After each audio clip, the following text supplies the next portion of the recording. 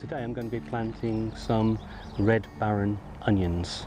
First thing to do with onions is make sure that you've done plenty of work on the soil. So this soil here, compost has been added to it, so it gives it a nice moist base with plenty of nutrients for the onions to grow in. You can buy seeds and sow from seed, but a quick way is to just do these with sets, and these are basically immature onions.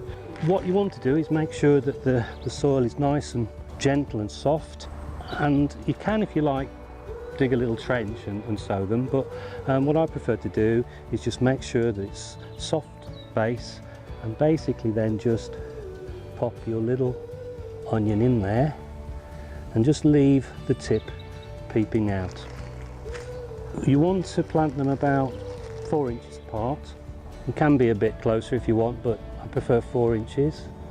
And you just go along, pop them in all along the row.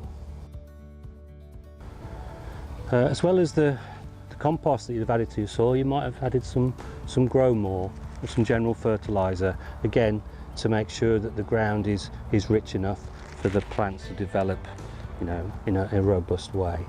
Just a little tip, when you do buy these sets, but sometimes there's a little taper at the end there, and what I'd like to do is just sometimes cut that little taper off, not into the plant itself, just the outer skin, because what you'll find is that when you plant them, the birds sometimes do come down and pick them up. It's not such a problem because you can always pop them back in again.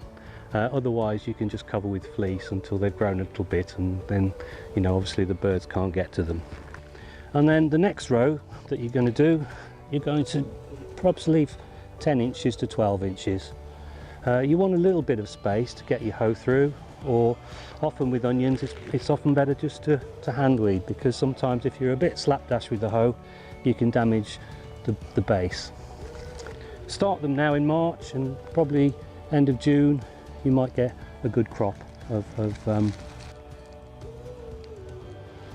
yeah, so we're putting these in now, mid-March, and a month's time we'll see how they're getting on, and hopefully they'll be shooting up nicely next time we have a look at them.